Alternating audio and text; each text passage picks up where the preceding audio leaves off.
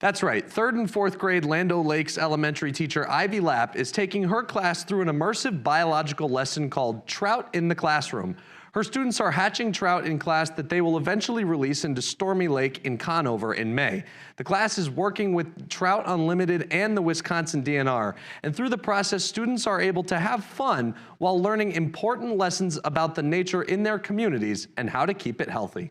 Trout in the Classroom is an environmental education program through Trout Unlimited, and it's a way to teach kids about conservation and also about species in our native local area. At Lando Lakes Elementary School, the lucky students in Ivy Lapp's 3rd and 4th grade classroom are working together to hatch trout that they will eventually release into Stormy Lake in Conover. Lapp detailed how the project allows local water authorities and experts to help conserve the beautiful lakes of the Northwoods while also educating the local youth on their natural surroundings. Trout Unlimited is big on conservation, conserving our local watersheds. So it's a good way for the kids to just get involved, and we'll release the trout into a local lake. The DNR is approved to all the things that we do. So we work with the DNR, but then also we have a bunch of resources from Trout Unlimited to help us educate the students. While it does have great educational value, Lapp says it hits home in a more personal way for her. It allows her to pass on so many things that she learned growing up. I lived in the UP and grew up hunting and fishing and all those things, so it's a way to bring things that I'm passionate about into the classroom and provide a hands-on learning experience for students.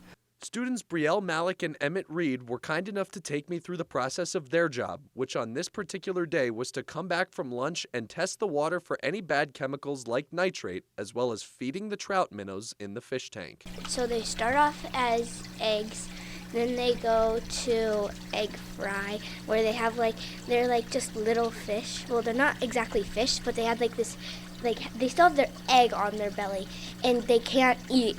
They let that soak into their body, and that's how they eat. And then after that, they become little trout, and they'll start eating real food.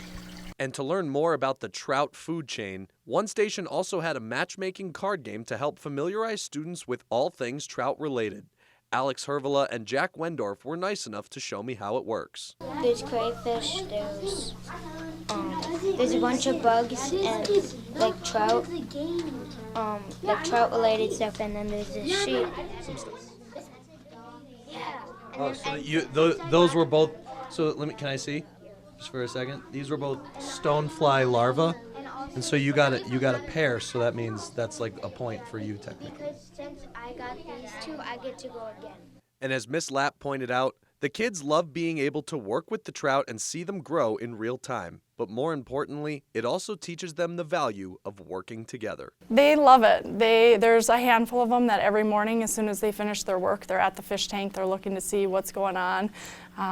They test the water a couple times a week and keep an eye on things, make sure that our trout are healthy. But they definitely enjoy it, and they love teaching the other kids about it. In Lando Lakes, I'm Jake Force, Newswatch 12.